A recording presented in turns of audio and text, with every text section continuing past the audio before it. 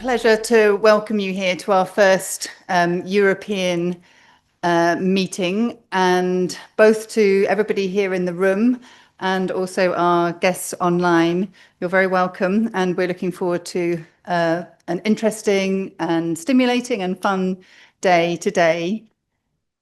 We are here in a beautiful city in Greece because we are a large consortium with 26 partners, and one of the great benefits about that is that we have experience and information and people all across Europe coming together on this very important topic of promoting cow-calf contact dairy systems.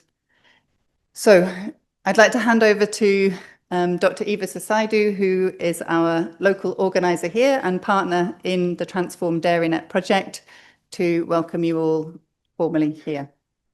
Thank you very much, Siobhan. Thank you very much. So, warm welcome by the local organizers here in the first EKIN meeting of TransformDairyNet project. I would like to say something about who we are here, the local organizers. Okay, so we are researchers from the Veterinary Research Institute that belongs to the Hellenic Agricultural Organization Dimitra, and I'm the head of the department for the Laboratory for Animal Health and Welfare there in the Veterinary Research Institute. This is the unique institute dealing with research on veterinary science in the whole country. Our organization is functioning under the auspices of the Ministry of Agricultural Development and Food. We cover all agricultural research on all topics. I said to you before that the Veterinary Research Institute is unique for veterinary science, but we have research institutes in all over the country dealing with different topics in agricultural research, but we also cover the training of farmers and agriculturers, and we have also the organization of our one department that is certifying agricultural products in the country. So we cover research, training, and certification of agricultural products all in one. We are researchers, but we are also other scientists in certification department and other that are trainers in the training department. So this is where we are. Our institute is far away from the city center, about 25 kilometers, very close to the airport.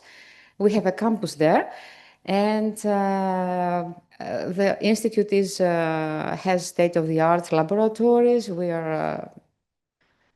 We try to keep going with research on the topic of on different topics of veterinary science, and for us, it is for the animal health and welfare.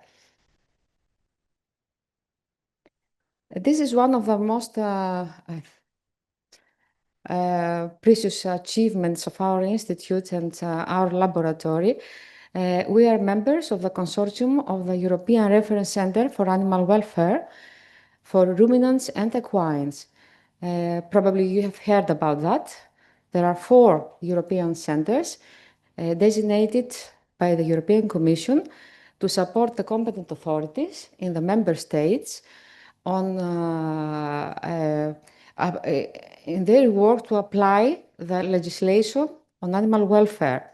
So we have the first one that was designated for pigs, the second one for poultry and for small animals in cages. The third one was our reference center, the welfare of ruminants and equines, all species ruminants and equines. And then recently we have by the University of Crete, again here in Greece, a big achievement. They are coordinating the Aqua reference center. So I would like to say that we are not new in research and development in dairy sector. We have already just finished with a very important at national level project that it is cow well. 2 weeks ago, we had our final conference. Thank you, Mr. Rokos, for being there, and all and Mrs. Hadjakou. And this project developed a protocol to certify the quality of the welfare conditions of the animals in a dairy farm. So we have this protocol for the first time in Greece, that it is applied, can be applied in the Greek conditions and the Greek production system. We are very proud for this, and we have a long way to go with this project.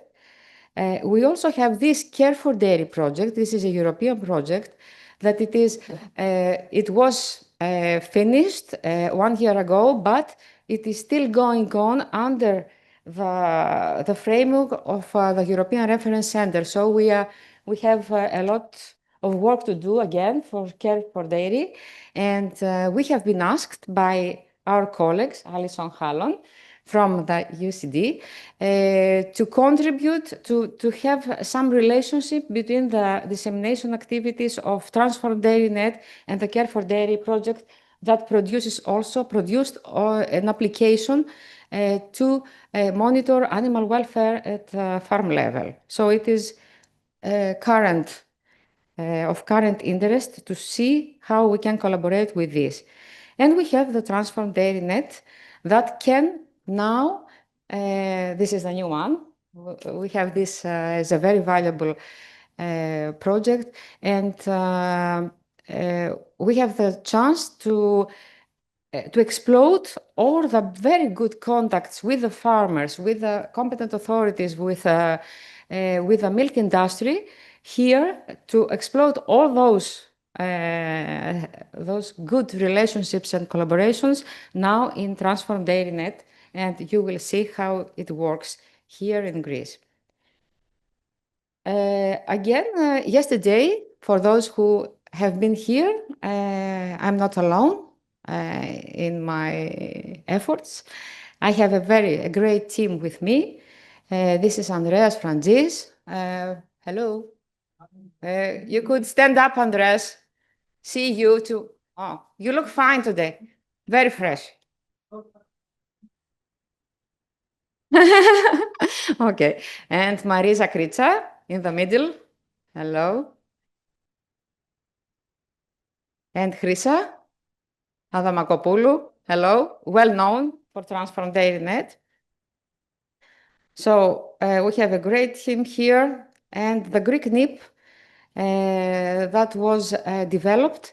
We have some farmers included in this NIP, but also the milk industry and veterinarians, official inspectors. Mr. Rokos is coming from from the Greek NIP, and we appreciate his presence today. Thank you very much. And this is a network that it is open all the time. We introduce the TransformDairyNet to our farmers, and we have more interest coming from them. And we have the Paramount company that is, here it is, Mrs. Simeonidou. Just on time, Mr. Kefalas. Good morning. Kalimera. Please come in the panel. You have your place there. Thank you for coming. And so, just on time. So we are in Thessaloniki. Shoban visited some sites, I think. We are in a Byzantine city. All the city is built up. In the underground, there is a Byzantine world. So this is why our metro, our underground, took over 25 years to be constructed, because all the time we discover findings that are of really valuable, of great value. So, and we have the walls. This is what you have visited yesterday, and we have the modern city, of course. You have seen something from the city, I think.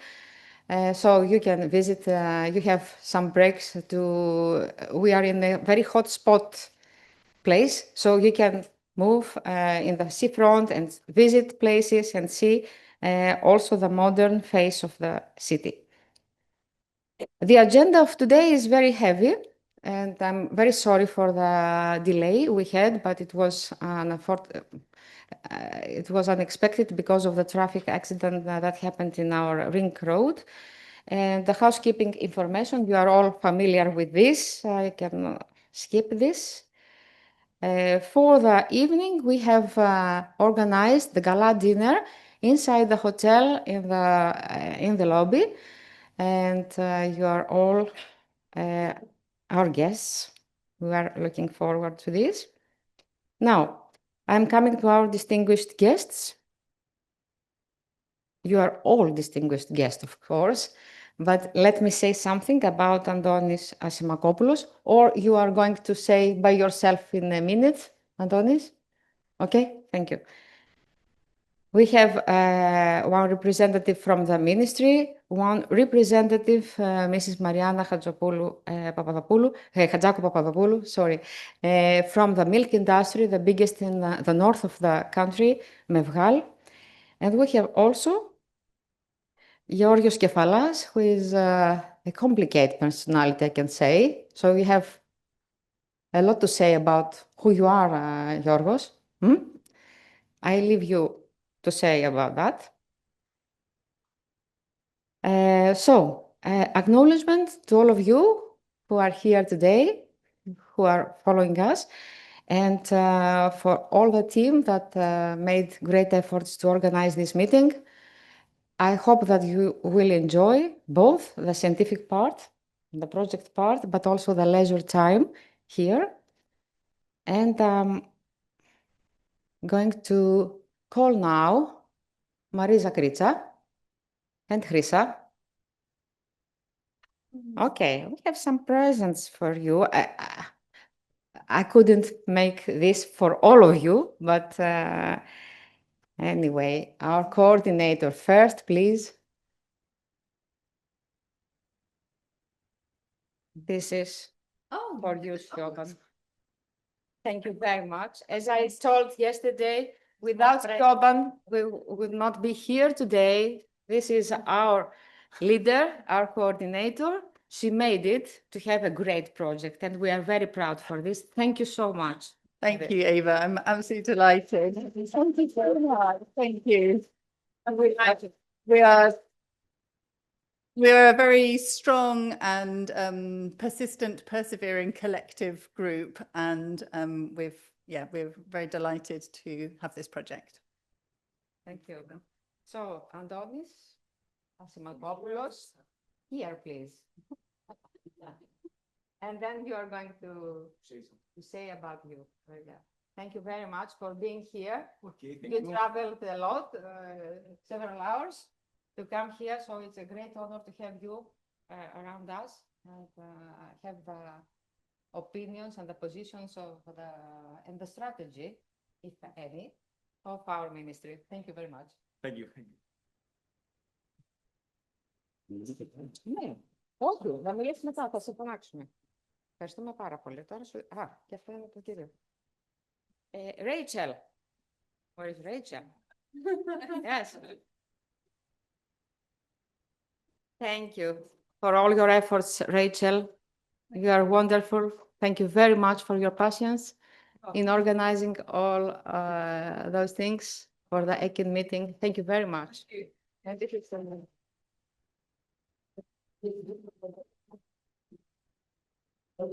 all of us, the boss.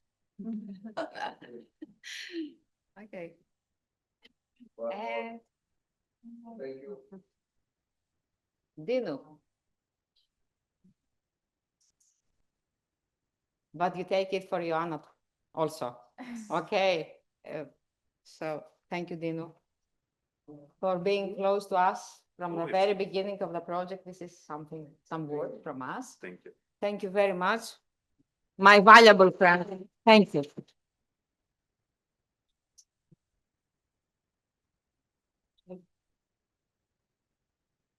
I thank you. And Gail. Yep. Our dissemination person. Thank you, Gail. You are wonderful. Thank you very much for your efforts and for some kind words from us. Thank you very And much. from the Greek team.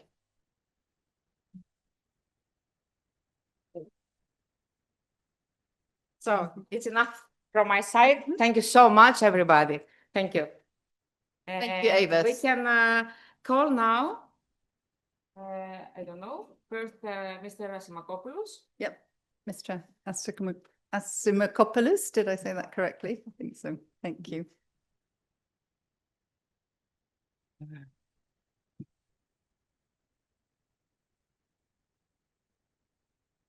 Good morning to all, and welcome to our guests and to the individual members of TransformDairyNet who have traveled from various countries across Europe for the first annual European Knowledge and Innovation Network meeting in Greece, in beautiful Thessaloniki. My name is Adonis Asimakopoulos, and I work at the Ministry of Rural Development and Food, in the Environment and Climate Change Unit of the General Secretariat for EU Resources. I have worked with Ms. Sosidou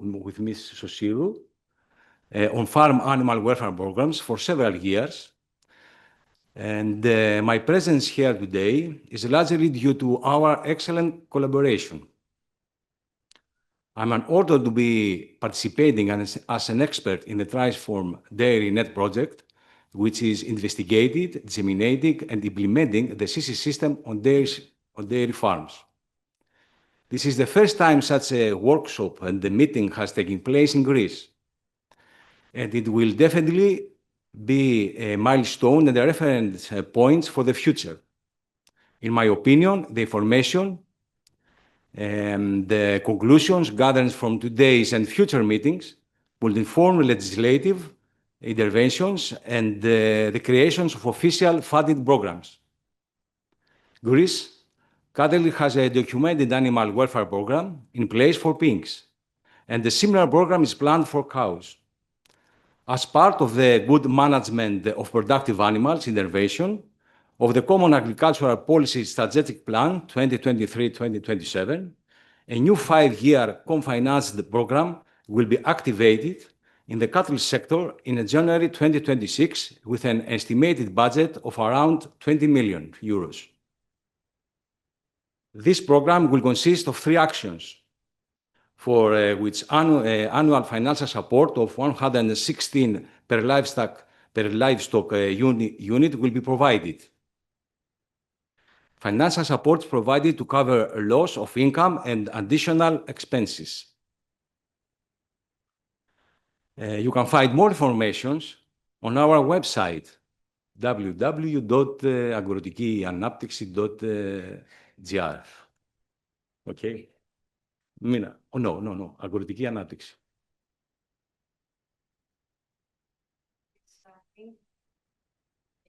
Okay. Under adoption of the second amendment to the CAP agreement. At this point, I would like to point out that in the original plan, apart from the implementation of the 3 actions, the implementation of the CC system with annual financial support of 96 euros per livestock unit was also included, but it was removed due to the impossibility of control, as there is no way, at least not yet, in which we can verify such an action.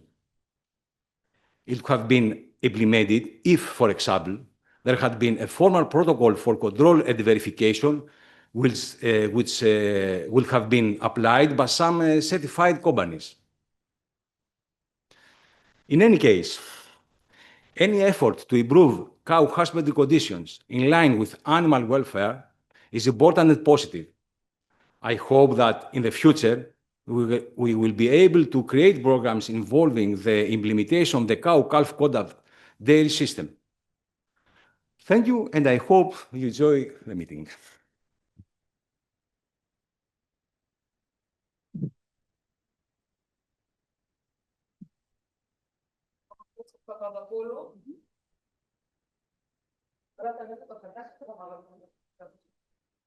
Mrs. Papadopoulou Hadjakou from the milk industry, the biggest in the north of Greece, Mevgal.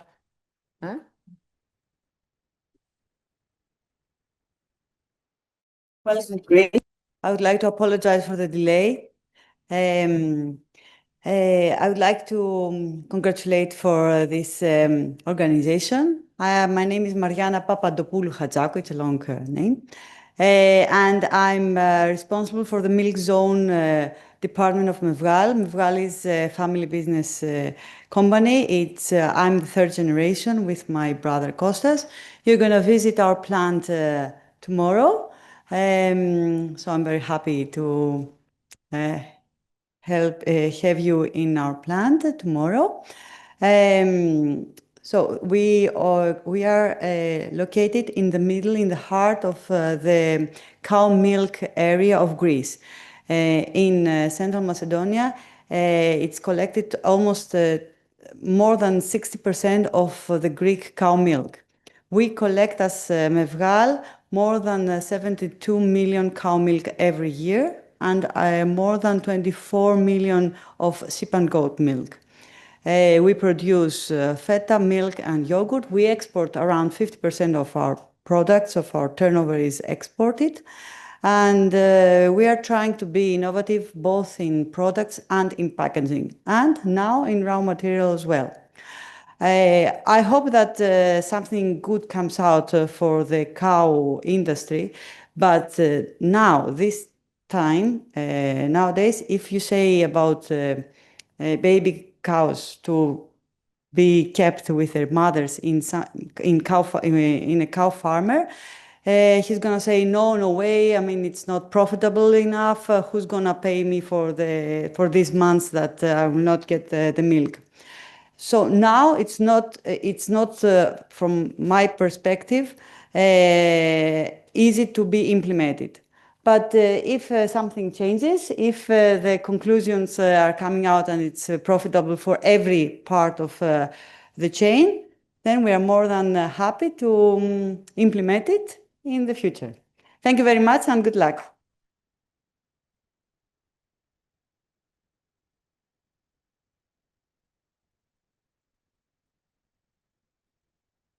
Thank you very much, Mrs. Hadjakou, for welcoming us tomorrow to her plants, to the establishments of Mevgal, and have a tour there.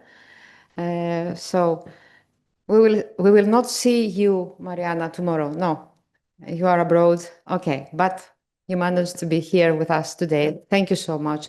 And Mr. Kefalas, I cannot say about you. It's for you to say about yourself, please. For us, it's of great honor to have you with us today. Great. Thank you. For me. And a great prayer. Good morning to all of you. Dear colleagues, friends and partners. Welcome to Thessaloniki, Central Macedonia, and thank you all for being here today. My name is Georgios George Kefalas, and I am a dairy farmer. Together with my brothers, we manage a family farm with 400 Holstein cows, 400 heifers, and we manage also 315 hectares of land. Also, together with my brother Kostas, we are actively involved in the in the Hellenic Holstein Association. Also, I have the honor of servicing as Deputy Governor for Agricultural Economy, the region of Central Macedonia, which is the heart, as Mariana told you previously, the heart of Greek dairy farming. Here we produce the 60% of cow's milk produced in Greece. Today, I welcome you in three hats. First, as a Greek farmer who believes in the future of dairy farming. Second, as an elected representative who wants to see innovation take root in our region. And as a happy member, Ms. Sosidou, of the Greek National Innovation Practice Hub. I have to say that I'm happy to share with you my feelings. Following the kind proposal of Dr. Sousidou, I have accepted to host in our farm the living lab, adapting a pilot run on a CC system.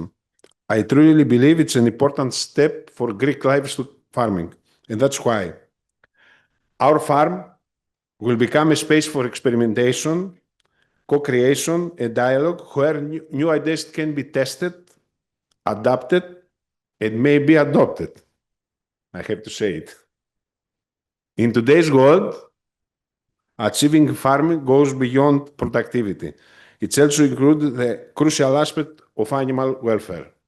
And in this point, I have to say that together with the dairy farm of Rocco's family and with a team of experts of Mrs. Sousidou of the Greek National Research Organization for Agriculture, we already worked the last 3-4 years on cows' animal welfare, and personally, I strongly believe that this will lead very fast, in a very short period in the future in certification about this. Anyway, welfare for us is not a romantic concept, but it can be measurable, it's cultural, and most important, it has practical value. Welfare is clear European priority. It is embedded in the common agricultural policy of this 7 years period, and is something consumers are increasingly aware and care, of course. I have to say my personal opinion, not the opinion of the deputy governor, that the agricultural policy in European Union is designed from experts out of the farming sector. I think that the agricultural policy, especially for this 7 years period, starting from 2021 till 2027, because was examined during the COVID period, was not discussed with the farming sector. And I think this is a very big disadvantage. People are fearing to follow because they were never asked to be involved in this discussion. For me, it's clear that we have to check it again, because we already started discussing for the next 7 years period. That's why I was intrigued with, when I first heard about the TransformDairyNet project, I'll admit I was cautious, like many Greek farmers. I have some doubts. How will this work here? Can it offer real value? Will consumers be ready to support this shift? And I think that we worked a lot with the team of experts of Mevgal to find if consumers are aware to prefer a product produced under animal welfare conditions. But I also believe in experiencing things firsthand. If welfare can be measured, applied, and bring results for animals, for us as farmers, and also for the consumers, then I want to be a part of it. I want our farm to be a living example of how European innovation can take root in Greek territory. So once again, I warmly welcome you. Let's use this opportunity not just to talk, but also to listen, to share, and move forward together for a more sustainable, respectful, and intelligent future in dairy farming. As you'll see tomorrow, when you'll visit our farm, we are farming in a more sustainable way, more than the European average, I believe. Priority is animal welfare and also sustainability in all levels. In our farm, we use the manure produced, the waste produced from the animals, to produce energy and organic fertilizer in the biogas plant. And we have a goal to reduce our carbon fingertip by the 2030 year at 0. It's very optimistic, but we work on it and we follow the guidance of the experts to achieve it. Thank you.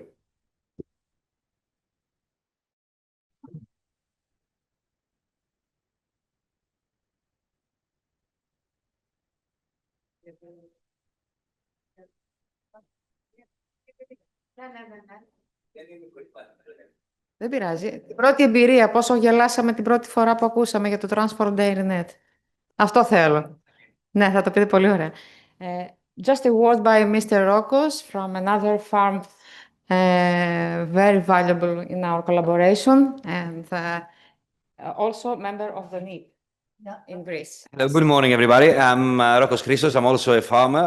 I was previously mentioned by Yorgos. We work together. We constantly work together, but we work also with Mrs. Sosidou on a very nice project. I was not actually prepared to share something with you today, but I was intrigued to actually be very honest with you on how much we laughed the first time we heard about TransformDairyNet. We were invited, we were working on welfare. We were doing our best, given the circumstances and all. And then we were introduced to this idea.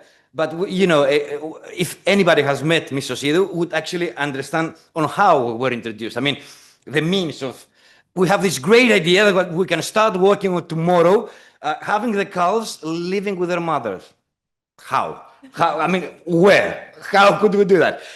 Tomorrow you will be introduced to what we say South European farms, or at least how the establishments and the infrastructures tend to be in our country and in Italy and possibly Israel and Spain. You will understand why would a farmer laugh on the first hearing of something like that. It's totally impossible to apply, but it came as an idea so we can change, and by our change, infrastructure changes, methodology changes, and results also change. So we're actually building on that. We stopped laughing, and that's a very good start. Thank you, everybody.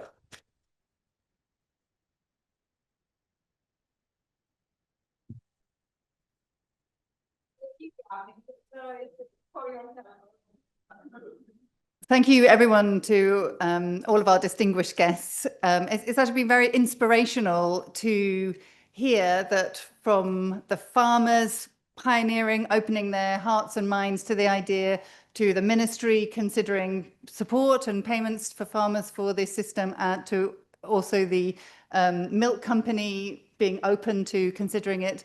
I think this really sets us up for a great day where we'll be able to showcase pioneering farmers from across Europe and also some of the TransformDairyNet activities.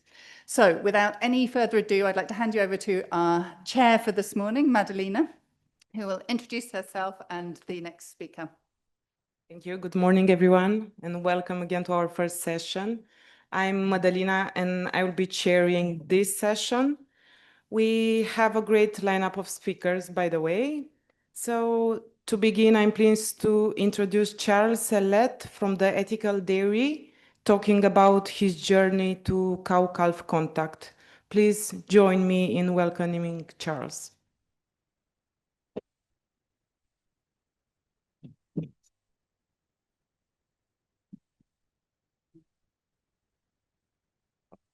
Lovely, thank you.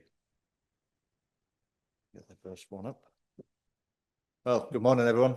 Thank you very much for the invitation to be here on behalf of David and the rest of the team at the Ethical Dairy. I'll give you some background to begin with. Rainton Farm is the home of the Ethical Dairy, based in southwest Scotland. That little bit of land that sticks out on the map of the UK. The farm has been owned and managed by the Finlay family since the 1920s. David's grandfather took over. Currently being managed by David, and until very recently, with her sad passing about a month ago, Wilma as well. They've been encouraged by the family in recent past to convert to organic in 1999. Before that, very much a conventional farm.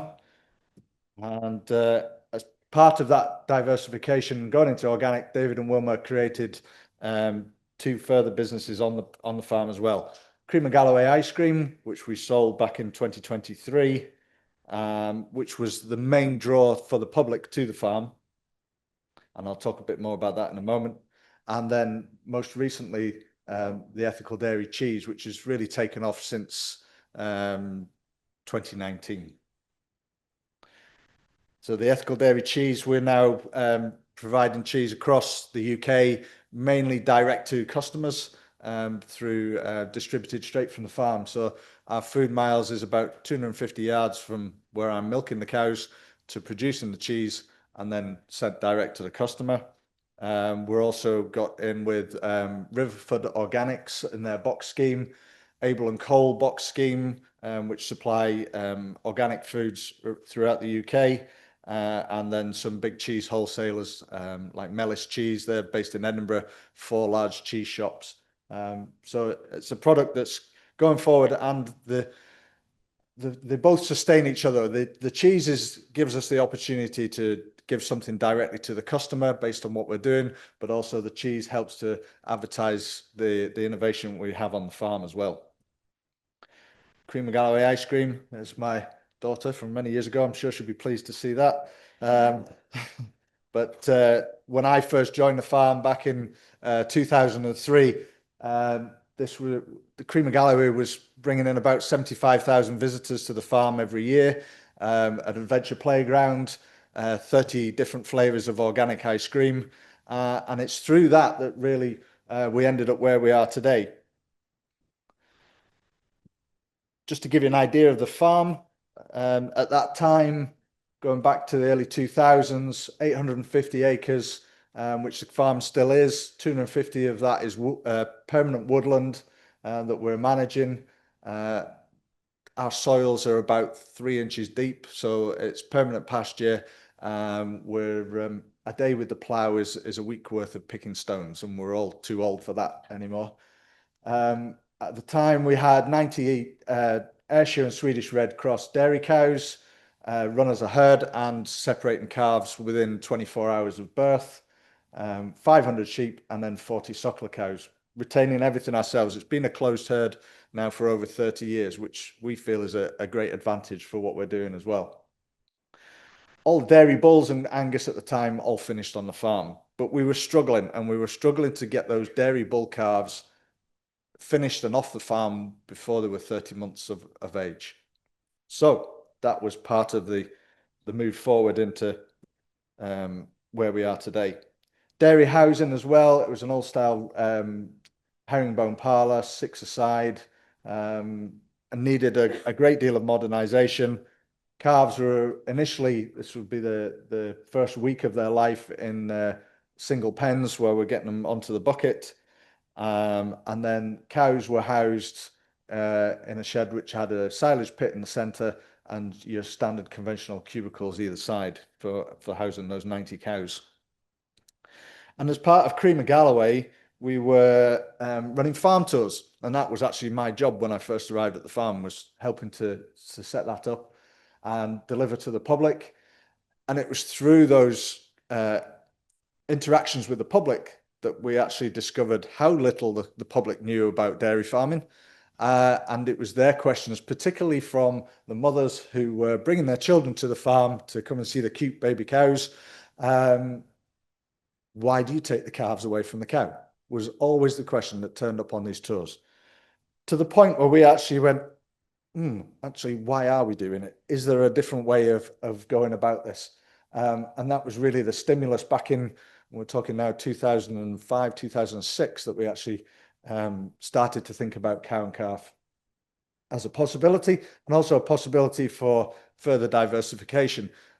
Cheese was made on the farm up until about 35 years ago, and it was something we were keen to go back to, trying to use everything we produce on the farm directly without having to sell to milk producers.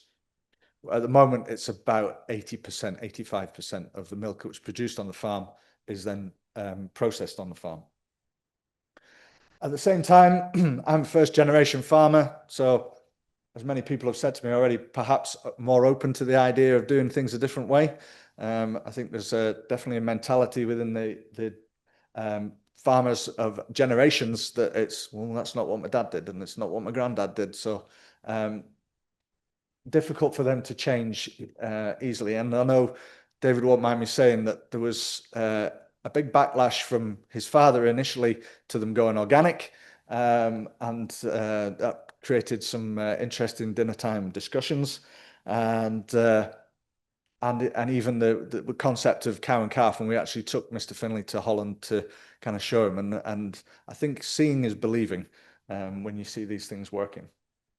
I did a postgraduate dissertation in organic farming. David helped me to fund that and to have the time to do it, but he wanted some payback, and he said, have a look at cow and calf as part of your dissertation as a future of the farm. So I'm very proud to say that I'm now doing my dissertation as my job, and there's not probably many people that can say they're doing that. We're all extremely dissatisfied with the direction of the UK dairy industry. I actually left David for a period of time and worked for a 1,500 cow farm not far away from where I am today. Gave me a great skill set in being a herdsman, but definitely showed me that that was not how I wanted to farm. Very stressful, very depressing, and had a huge impact on not only me and my family, but also on the cows that I was managing at the time. It was also a great opportunity to modernize. Of course, the UK was part of Europe back then, and we helped to fund what we're doing now through a EU grant.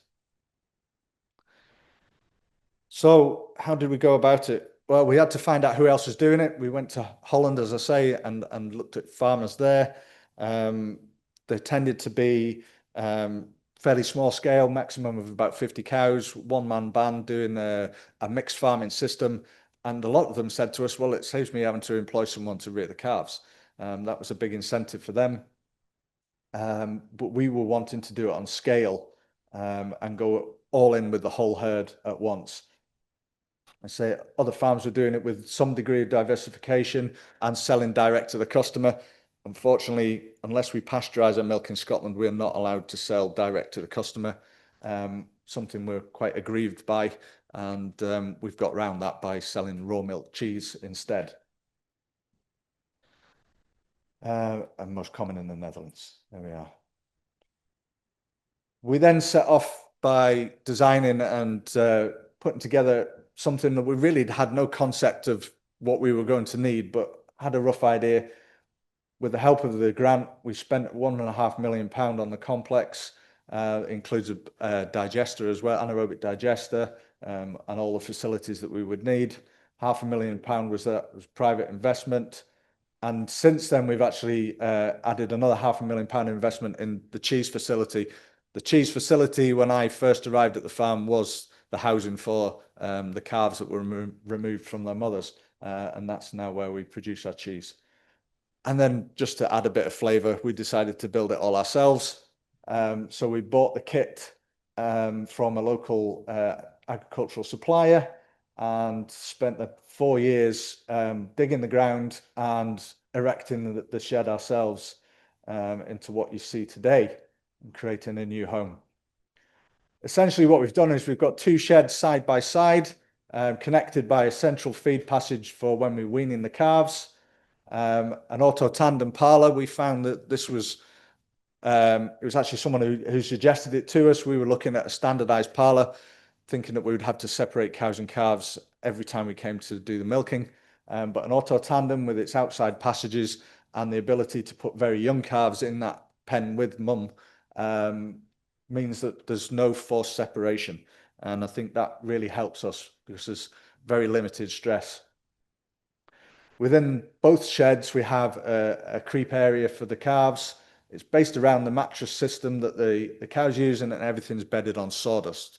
Straw is extremely expensive in our part of the UK, so we've moved away from that and use lime and sawdust as our bedding. And you can, it's not the greatest of picture, but that's the fresh calved group with the creep area that you see in the centre picture there, running down the centre of the cubicles either side. So we did our first trial in 2012. Happy cows initially, but also very confused cows. Because we'd been in a system where we were taking the calf away when mum came to the parlour for the first time, that was her expectation.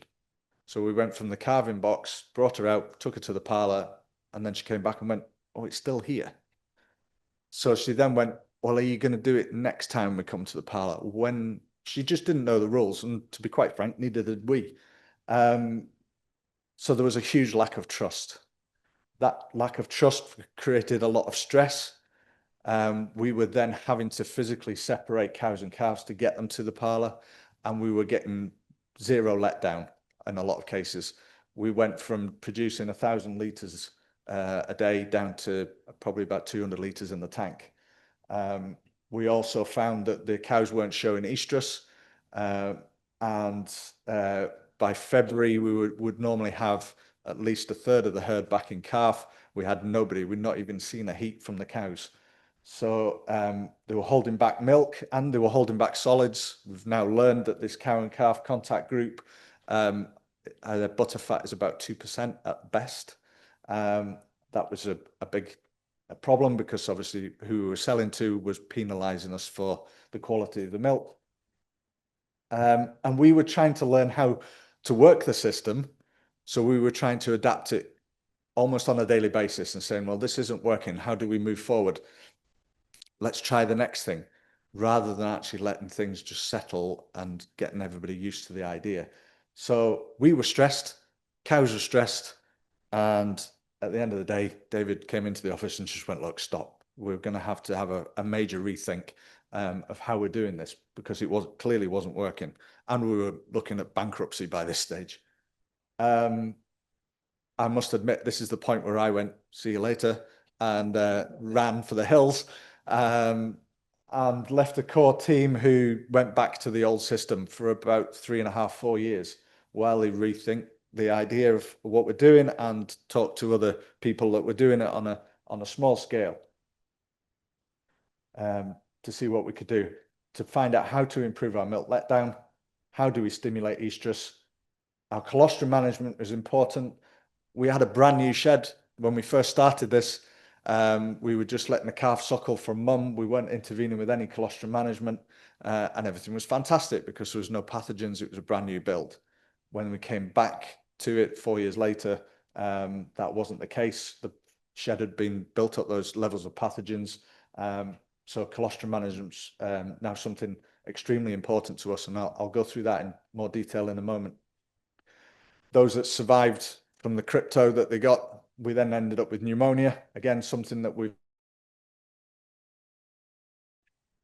technology is a wonderful thing. So where are we today? Well, current management, I still can't scroll forward. Sorry. It's working beautifully, isn't it? Let's try on that, maybe. That instead. Yes. Right.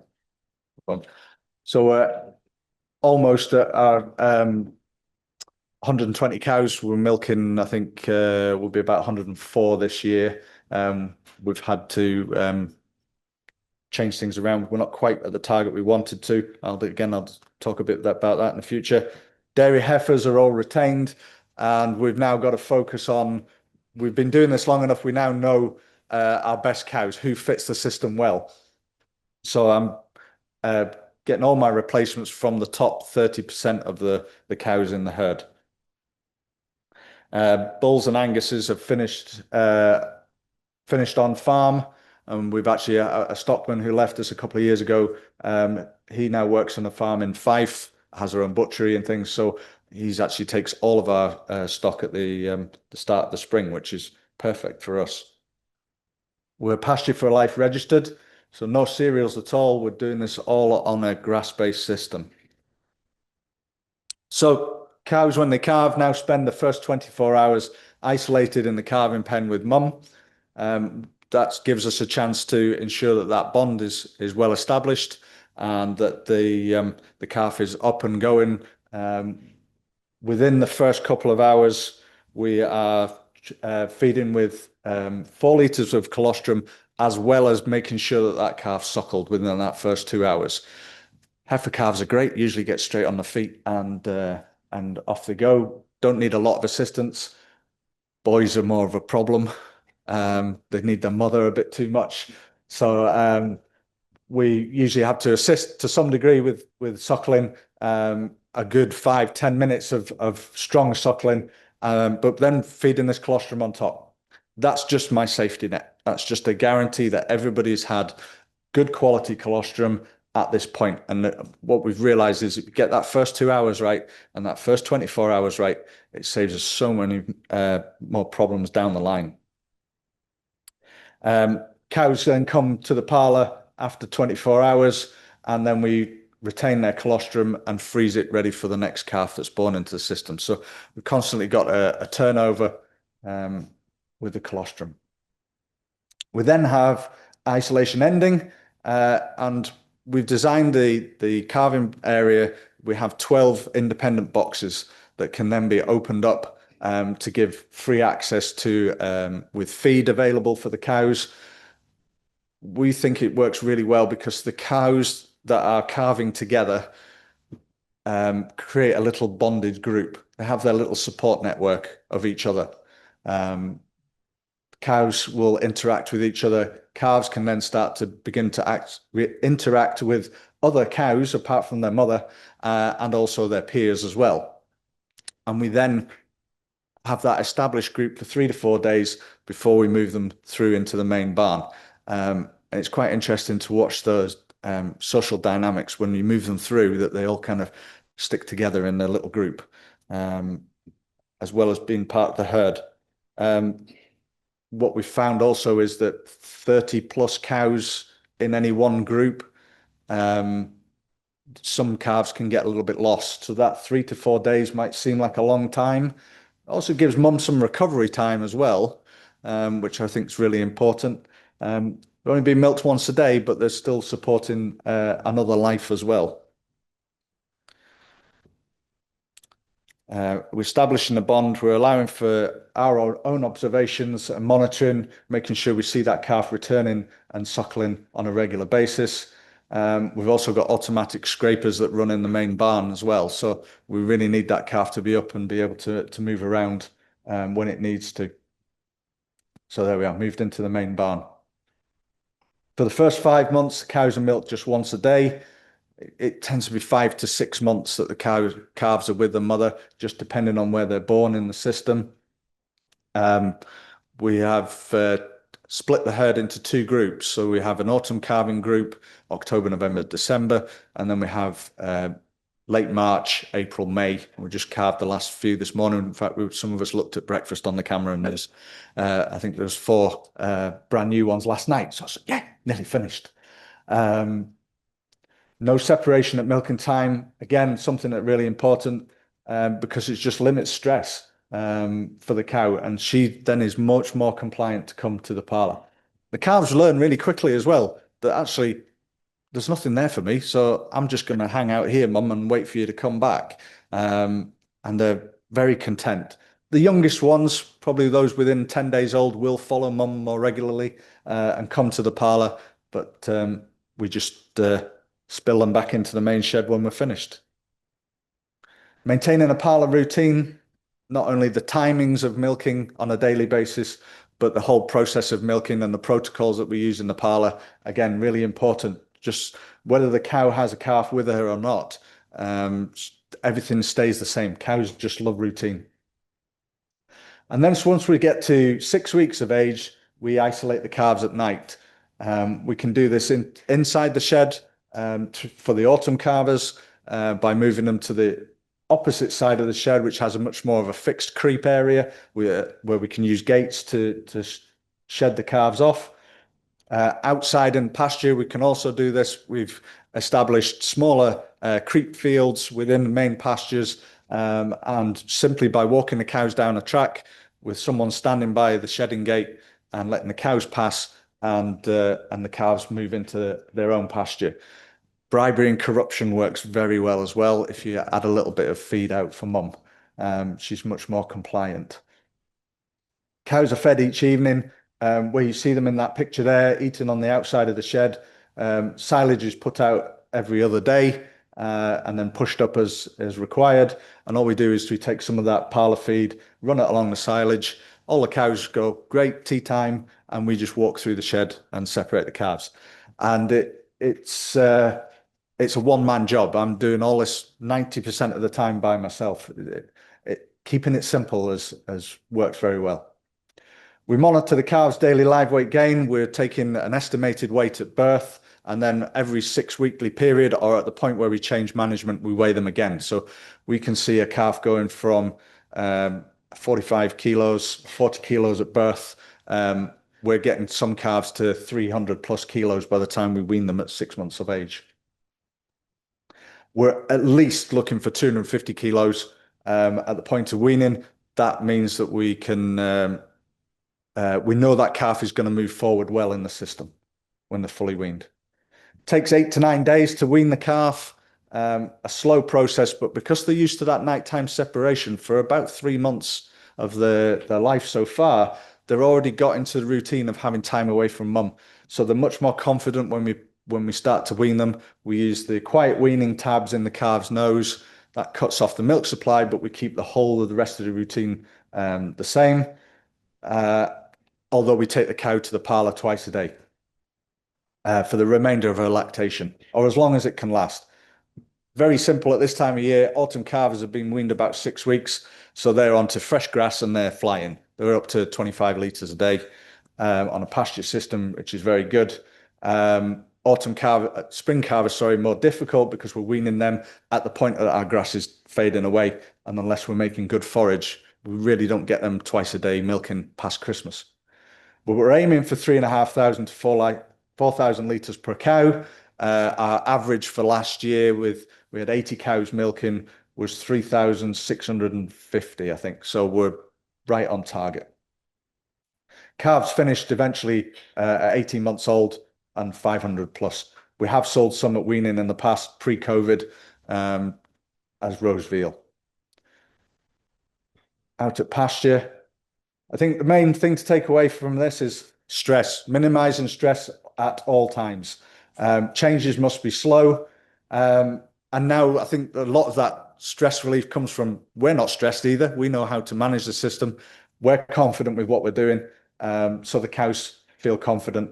And we've now avoided doing changes at critical service periods.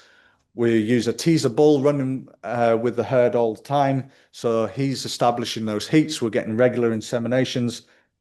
We do everything DIY on farm, from foot trimming to artificial insemination. And our AI figures are about 65% of that group are back in calf first service after a 60-day period. Slow weaning, again, giving them that 8 to 10 days to get the idea. And the use of the quiet weaning tabs. Not working. There we are. Right people are important as well. And I just want to take a moment. I don't know how clear this is, so I know I'm running out of time, but I'm going to have to say this bit because I think I've came across this on social media and it just jumped out at me as this is what it means to me. And it says, from time to time, people tell me, lighten up, it's just a cow, or that it's a lot of money for just a cow, but they don't know the distance traveled, the time spent, or the costs involved for just a cow. Some of my proudest moments have come with just a cow. Many hours have passed and my only company was just a cow, but I did it not feeling slightest at all. Some of my saddest moments have been brought about by just a cow, and in those days of darkness and the gentle touch of just a cow gave me comfort and reason to overcome the day. If you too think it's just a cow, then you probably understand phrases like just a friend, just a sunrise, or just a promise.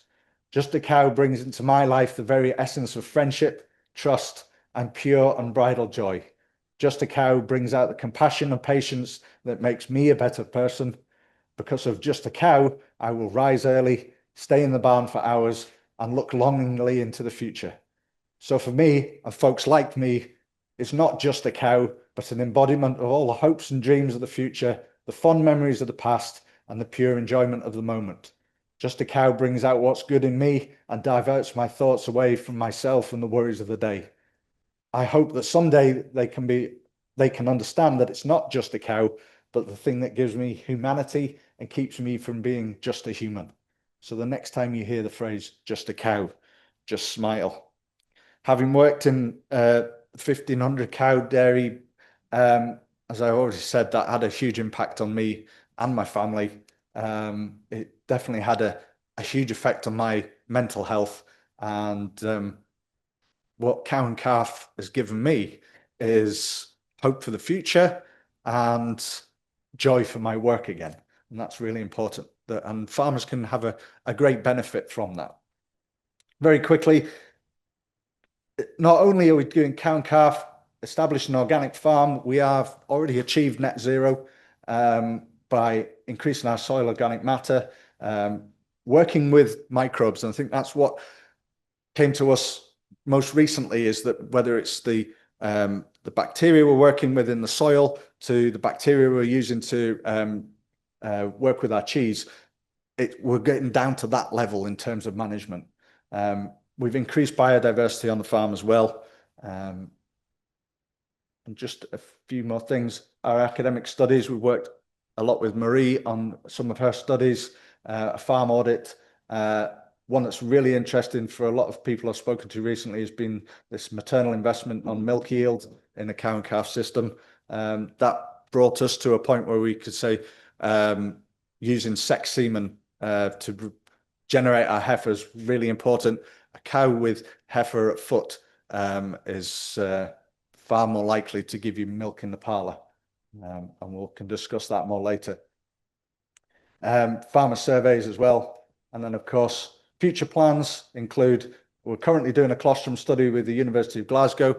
How does our management of the system against conventional farms, but also another cow and calf farm up in Ayrshire that is doing things slightly differently, and obviously our participation here, which is really important. We're really enjoying being part of the group. We hope that we can establish some new markets in the very near future. And what I would like to see is that we would come together and create a standard for cow and calf. That would be the outcome most interesting to us. I think collaboration on any scale is a great thing, but we need to work together for this. If you'd like any more information, either myself or David, more than happy to discuss with you. You can even do the Zoom tour nowadays on the farm, and I'll leave you with that. Sometimes I question my sanity, but my cows tell me I'm fine, so it's all good. But thank you very much.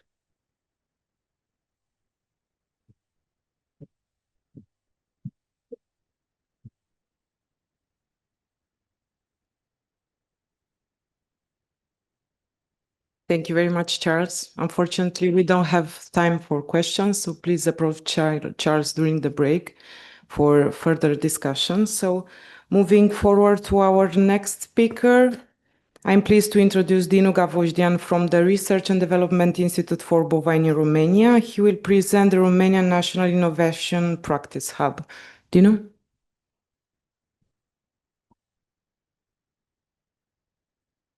So good morning, everyone. I'm the Romanian the Romanian NNF, so National Network Facilitator, and I will just give a short update or overview of what has been happening in the last 12 months in the Romanian NIP. So far we had 2 NIP meetings. The first one was held in mid of December last year, and we had to have it online. We had 12 persons attending. And then the second one, we decided to have it in person. And there were 9 people attending the meeting. That happened like almost 10 days ago. So the Romanian NIP now consists of 13 members. We have 5 farmers, 2 vets, 2 advisors, 4 researchers, and we recently invited 2 more dairy farmers who are practicing CCC systems to join the NIP, and hopefully they will agree to join the Romanian effort. When it comes to a typical CCC farm in Romania, this is prevalent in small-scale farms, so micro dairies, when we're speaking about 2 to 5 cows.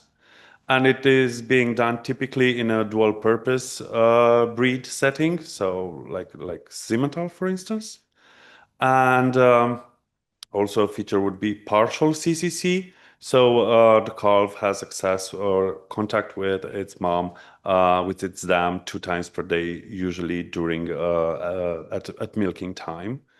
So far we managed to identify only 3 CCC practicing farmers that have herds larger than 20 cows. So the idea is that it is done, but it is done in small farms.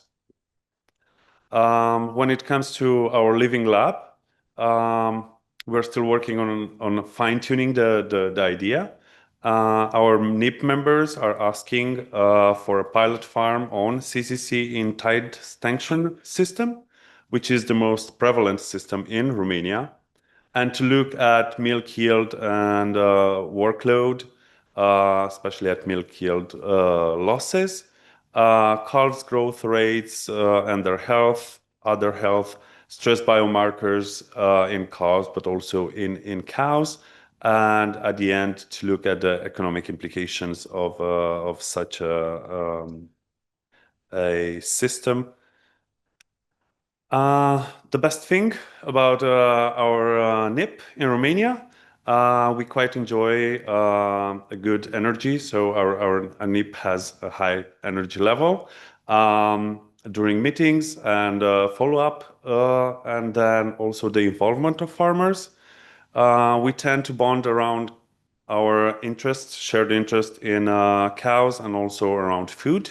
So, as you can see from the first picture.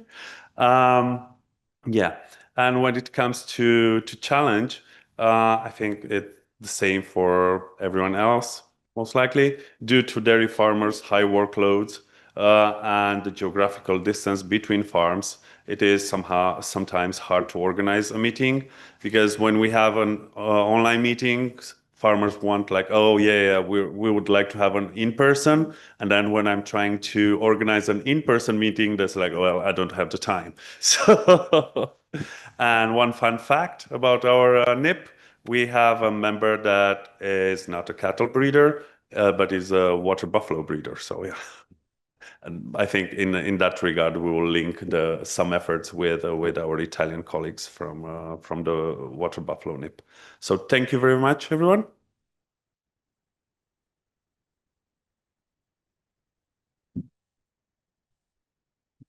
Thank you, Dinu. I'm now happy to introduce Stine Grønmo from Tine SA. She will present the Norwegian-Swedish Innovation Practice Hub and provide some context for the Nordic region. Thank you very much. Yes, I'm the NNF for the Sweden and Norway group. We are approximately 16 members, 9 Norwegians and 7 Swedish farmers.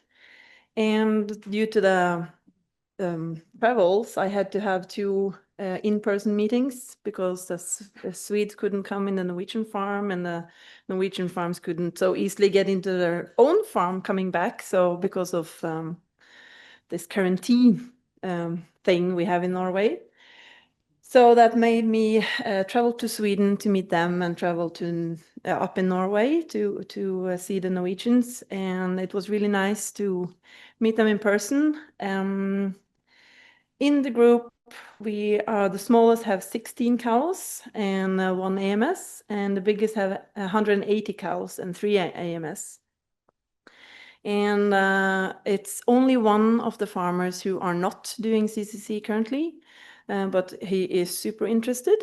And it's 2 who is doing this a bit on and off, and finding it hard, and then finding it exciting, and keeps doing this. So every year, one of my Norwegian farmers is in a room today, and she will present her farm just in a minute. But her best friend is like, "Oh, this is exciting! I will do it." And then she starts when the calves comes, and it didn't work that well, so she quits. And then, but next year I'll do it again. So she's one of the on and offs. All of them are actually doing dam calf rearing, also together with the foster cow, but most of them are just doing dam and calf. And it's many different ways of doing this in this group, which makes it kind of fun. Yeah, as I said, we had 2 physical meetings, and it always included farm visits as well. In Sweden, we were visiting 2 farms, and in Norway, we were at 1 where we had the meeting. And we also have a lot of, so now we had 4 online meetings. It was important for me to, in the beginning, have a meeting where we getting the group together. And then we also worked on the innovation wheels and finding the topic for the living lab. But they couldn't really decide, so they were interested in AMS and they were interested in separation. And then we invited experts for having meetings, so we could, in the end, discuss which one we would go further with. And we also do have a Facebook group, which makes it very easy to communicate. Our living lab is, we're going to look at the impact of different management practices and methods on separation stress. And then we want to compare different managements and methods and doing it both between and within farms. So until now, I've got a feeling that they would like to measure quite much the calf weight and calf behavior. And then the idea would be to do a change, so the measuring for 1 year and then do a change and then measure again for a year to see if this change actually made any differences on the separation stress. And then also compare the different farms to each other. So I think we could have some really cool results from this. And the best thing about this group is they are really positive and engaged, and we have a lot of meetings and they are super social and talks and video on, and yeah, it's a very cool group. But of course, it's the same as Dino said, it's challenging running about the distance and maybe also the language. Yeah, thank you.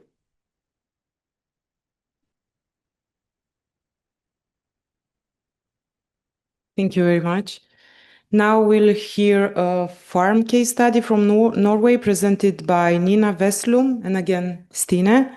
They will walk us through some practical experience on implementing cow-calf strategies. Thank you. So we just... Okay. I'm going to give you a short presentation on my farm in Norway. We have a traditional family farm in a mountain village in Norway. The climate is cold and dry with nice but short summers and long winters with a lot of snow. The cows are housed in an insulated barn from September to May. The calves are born from September to January, so just inside. We have about 30 milking cows. Most of them are of the breed Norwegian Red, and they are milked in a De Laval milking robot system, as you can see in the background there. We have practicing cow-calf contact for about 8 years, and we have tried several methods, trying and failing, and yes.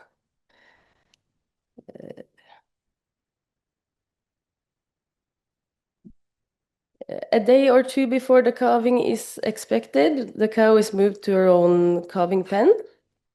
When the calf is born, we milk the cow in a bucket, measure the colostrum quality, and give the calf colostrum from a bottle, about 4 liters. The cow and calf stay in the pen for 4 to 5 days to establish good contact. This prevents cross-suckling later on, I think. Yeah. In this period, we take the mother to the milking robot twice a day. When the cow is out for milking, our kids cuddle with the calves to try to keep them more socialized. Yes, it's could be a problem.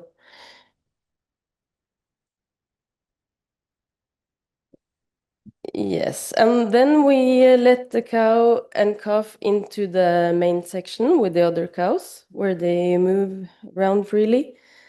The mother has milking access in the robot every 5th hour.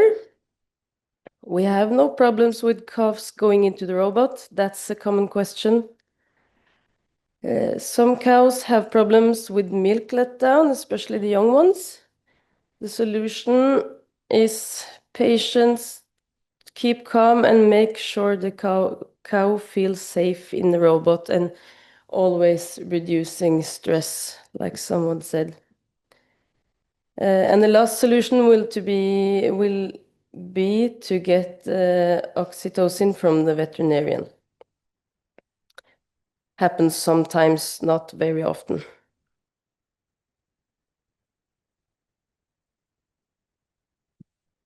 Yes, and in this main group, it's important that the calves have their own area where they can rest and eat. They also have access to concentrate, hay and water in there, but they like to do as the cows, the mothers, and are using all the facilities, as you can see. Yes, and they like eating from the feeding table like this small one. So we cut a hole there so she can get in. In this period, we observe them closely to make sure they are safe and sound and drink milk as they should.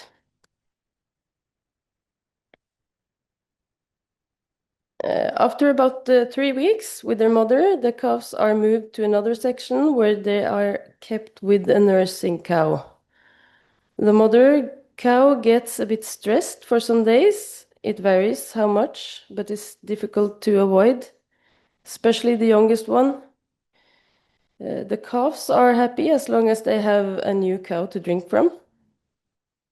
The nursing cows are selected based on their temperament, milk yield, and other conditions. Now the calves' milk supply is divided between 2 to 3 calves, and they are therefore getting a natural reduction in milk.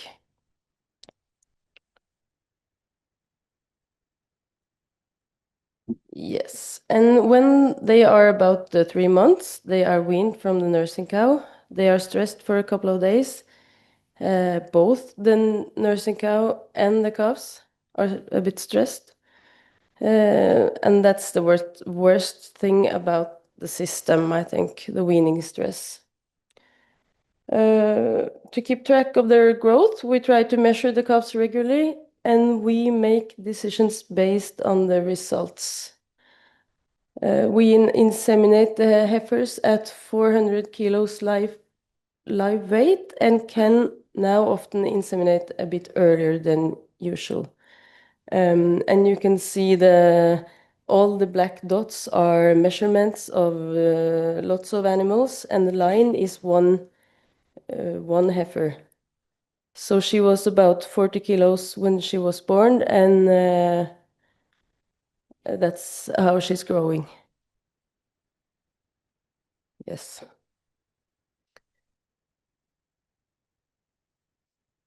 And that's it.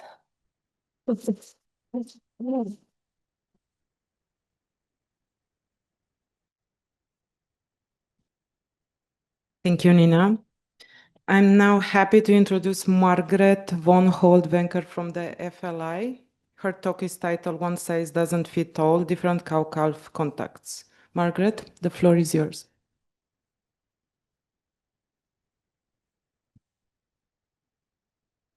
Welcome, everybody. We've now heard some practical stories Now I will share some of the results from my PhD research that I conducted on different types of cow-calf contact. I guess most of you know that there are various welfare concerns in the conventional system, such as individual housing, limited feeding, and the cow not being able to express her maternal behavior. So therefore, we are now shifting to this mother-bonded calf rearing as an alternative. But the question is, how should this be done? Most of the farmers, like we have seen today, are having a system where the calves are suckling from the cow, and the housing systems vary a lot.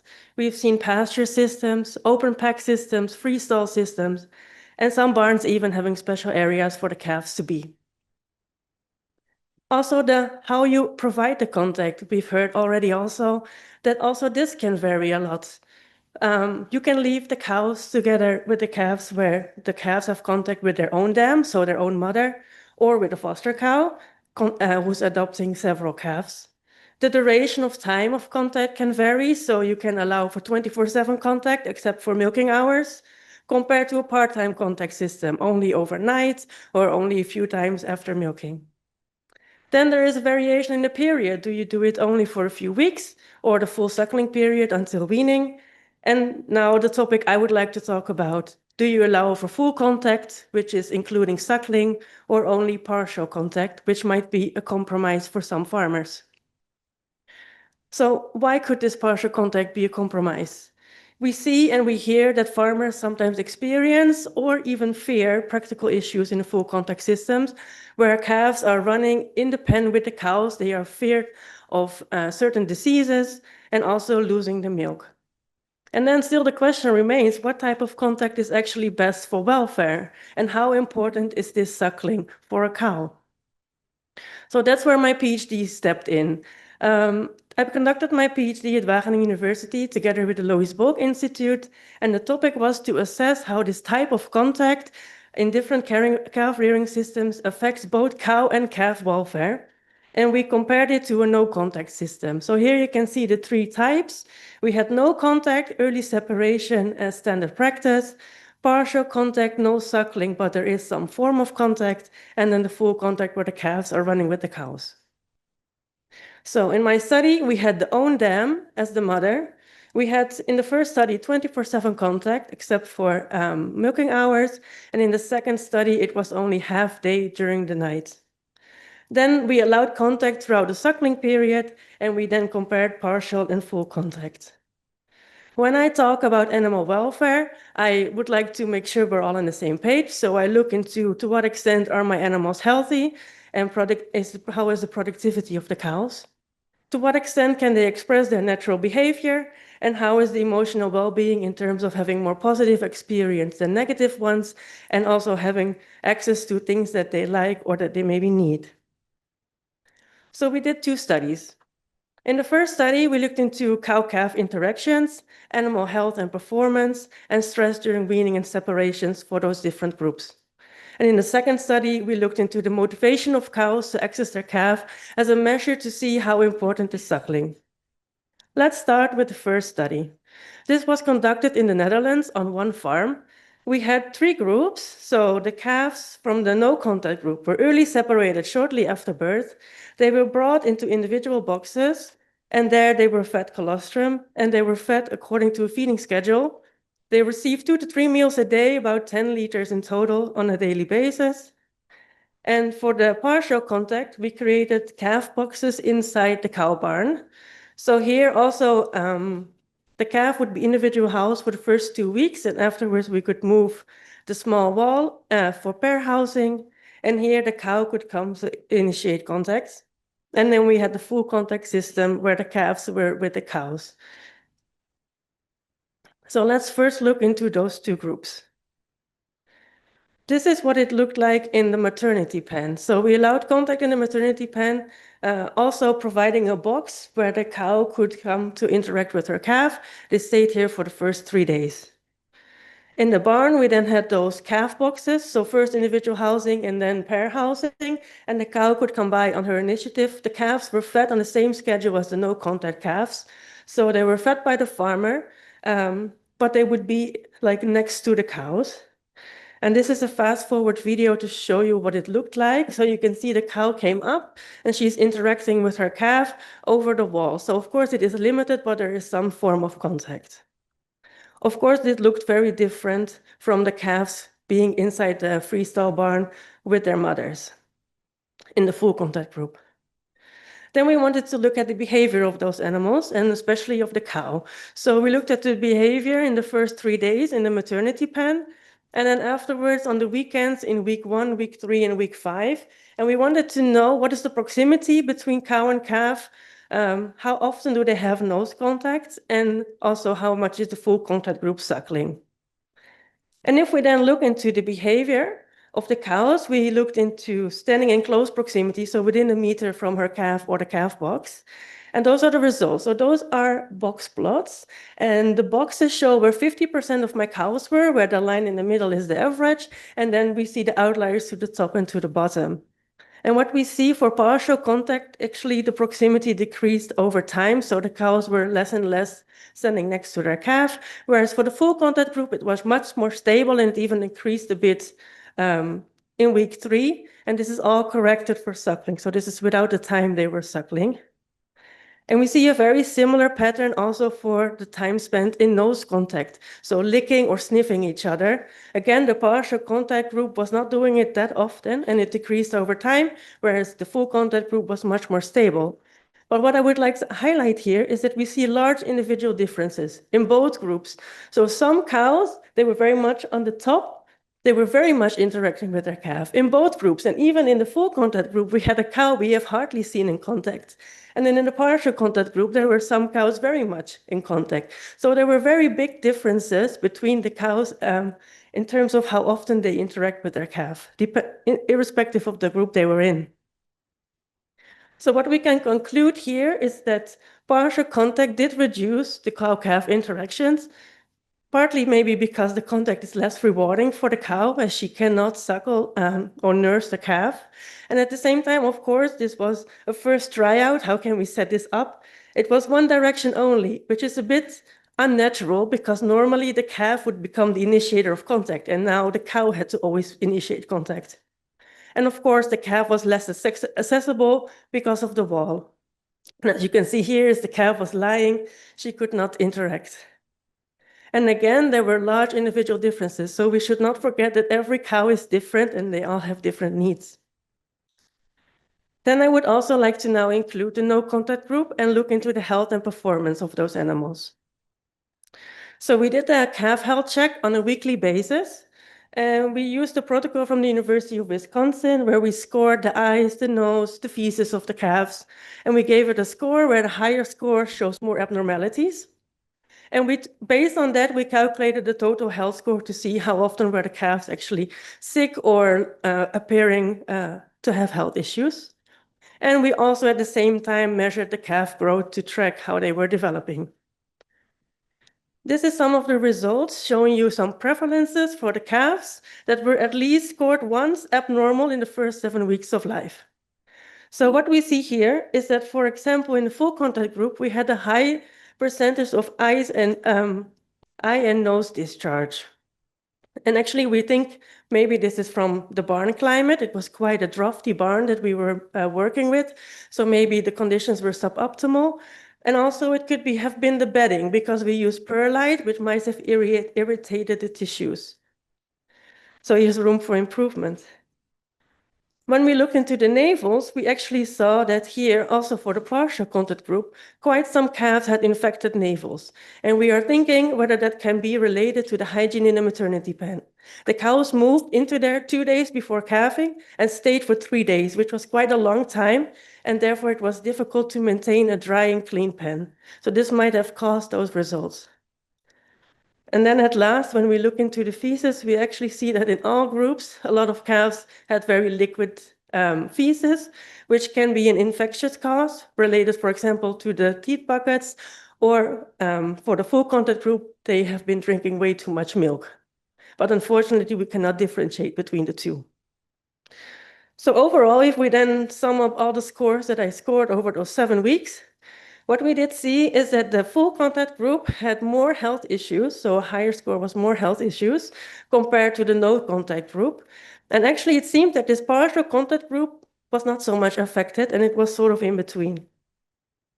If we then look into the calf growth, as expected, we see that the full contact group, of course, grows very fast because they have ad libitum milk, whereas the other two, the no contact and partial contact group, were very similar because they received the same feeding schedule.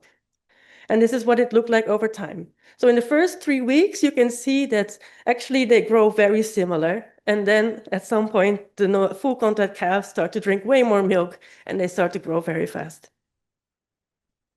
So what we learned for health and performance from my study was that, as expected, of course, full contact calves were growing much faster in the first 7 weeks of life, but at the same time, they had a lower health status. They were not as sick that they were not growing, but we did see that they have health issues, and the partial contact did not seem to be affected that much.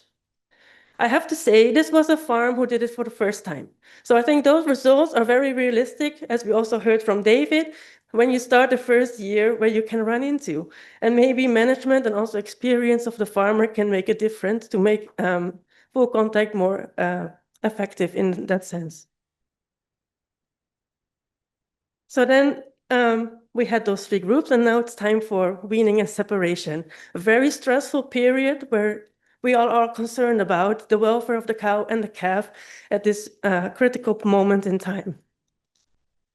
So all the calves were weaned at 8 weeks, which is rather early, but we wanted to follow a bit conventional practices. So for those on a feeding schedule, the no contact and partial calves, they were weaned off just from the schedule as planned. And for the partial contact group, we also had to reduce the contact. So we either moved this box away from the wall a week before or a week after weaning. And for the full contact group, we used 2 methods that are very common in the Netherlands, either a nose flap. So the nose flap was inserted at 8 weeks of age to cut off the milk, and then they remained for 2 more weeks with the cow.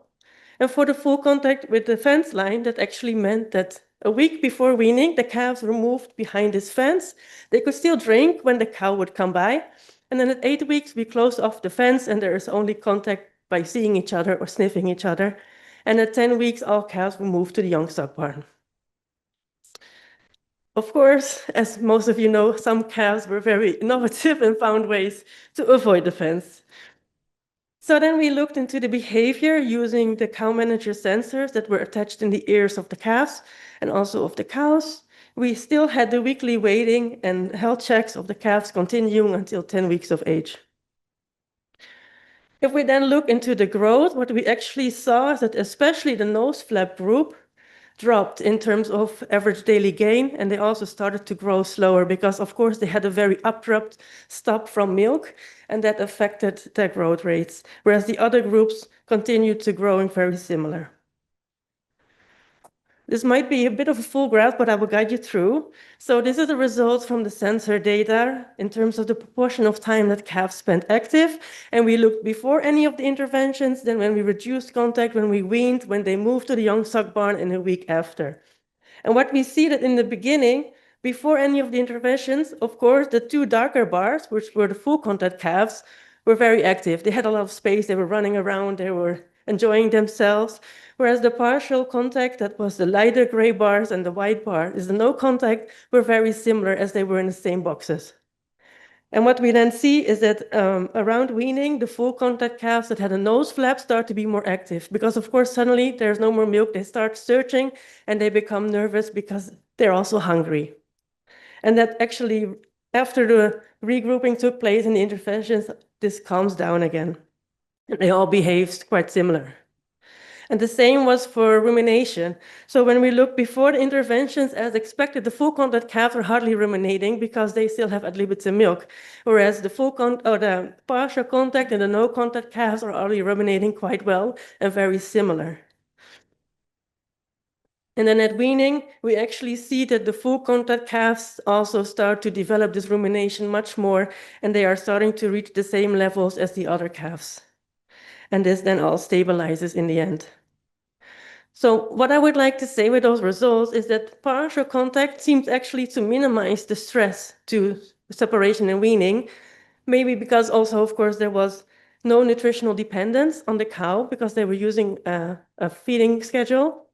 So there were almost no responses to the debonding, and they were very similar to the no-contact calves, whereas we did see stress for the full contact, and especially for the nose flap group, which we think is more stressful. And I would also like to highlight that we got those pressure points or those wounds in the nose of the calves from those nose flaps. They were only in for 2 weeks, but this is of course also well for concern that we might want to avoid. And therefore we would recommend fence line contact as a weaning and separation method.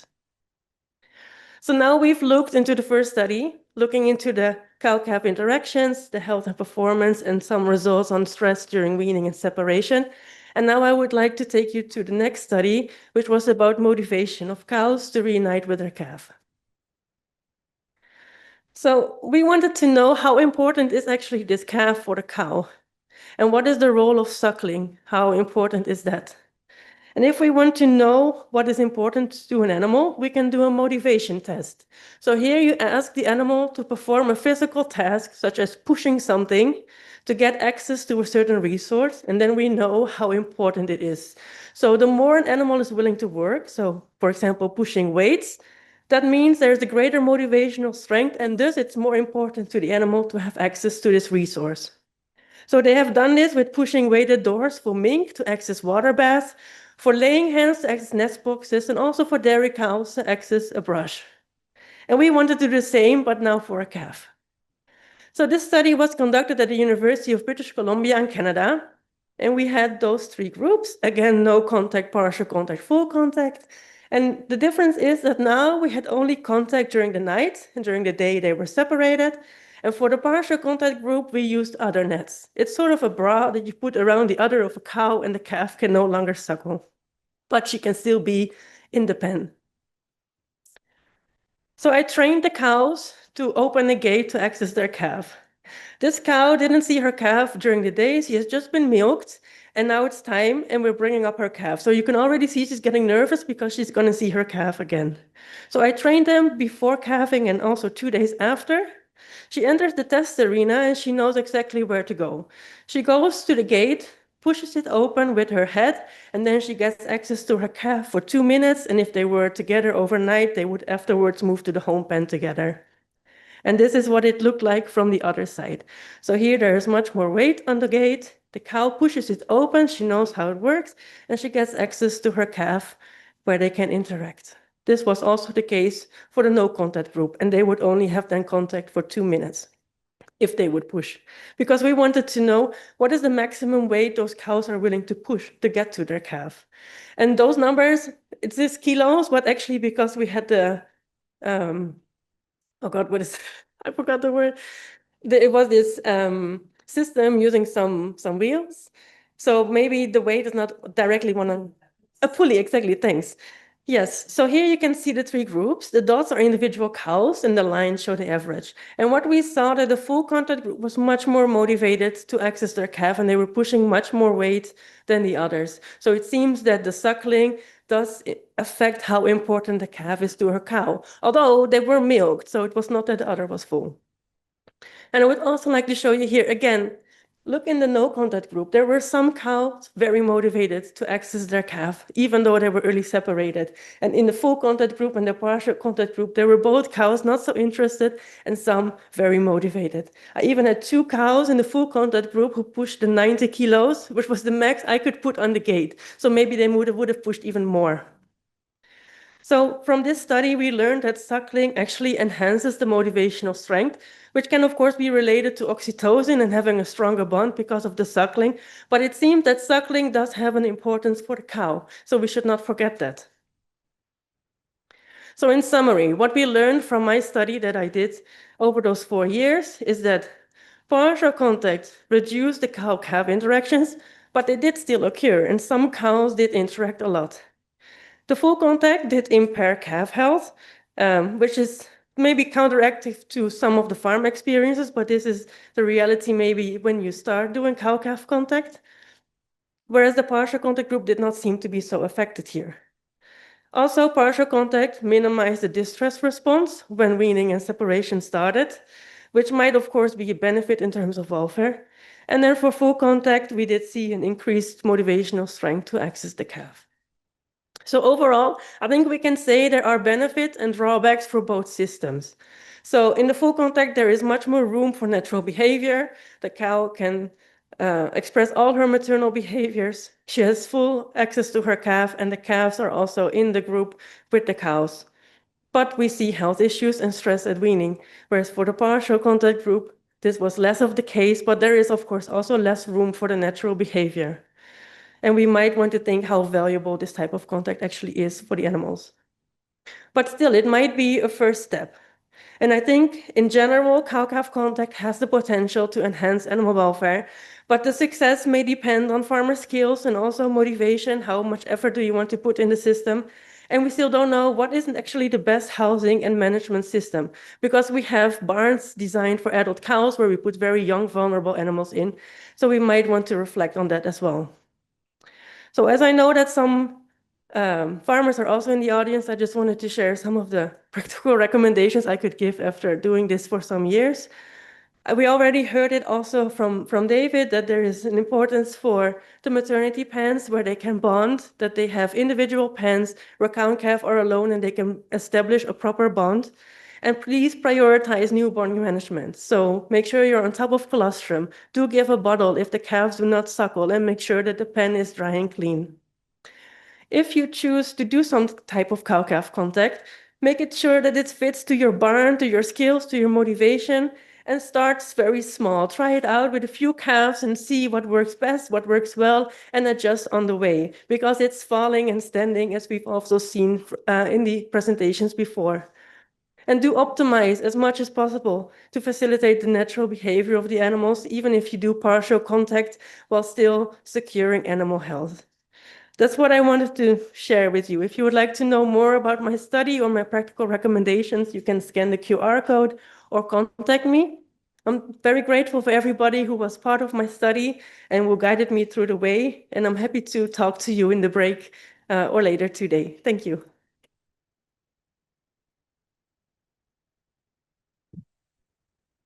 Thank you, Margaret, and thanks again to all our speakers. We are running a bit late, but I think we'd have time for some short questions and maybe comments for our speakers. So if there are any questions. I have to stop this.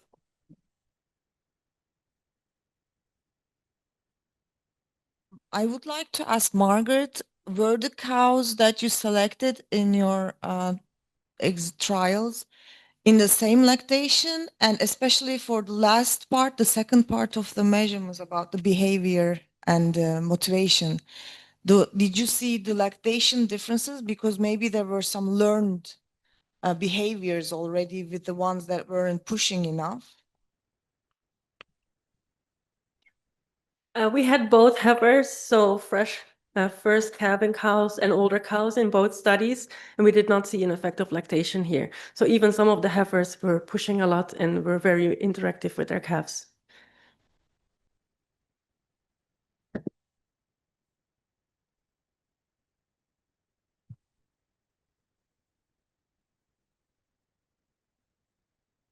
Are there any other questions?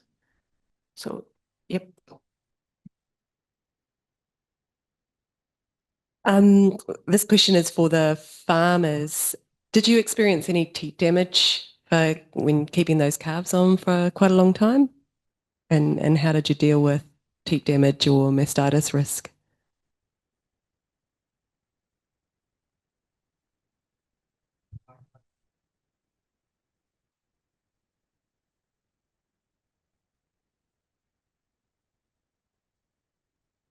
Sorry, I'll start again.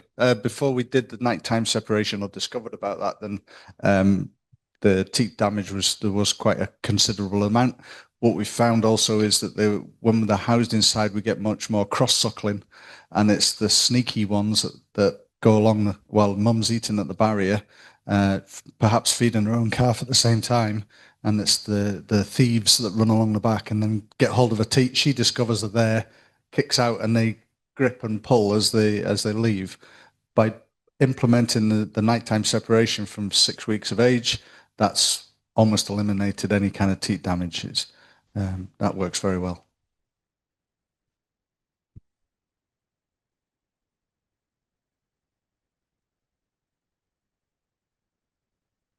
So my question was for Margret. You said that there was like the welfare of the calves in the full contact group that was not so good compared to the no contact. But that was a bit of surprise to me because most of the farms, like when you go out and visit, they say the farmers, the calves who are in full-time contact with their mums, they have like, better welfare, more weight gain, and less health issues as compared to the no contact groupers or conventional farming. So can you comment on that? Yes, that's a very good comment, and we hear that more often.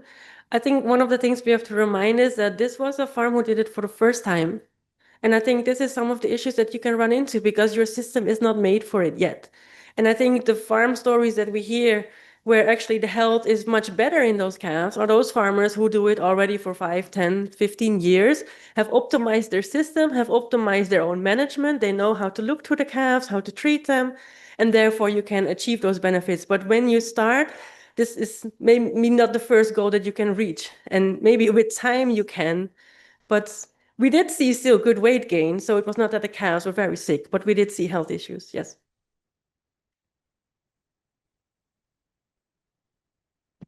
Yeah, thank you. We'll now take a short break.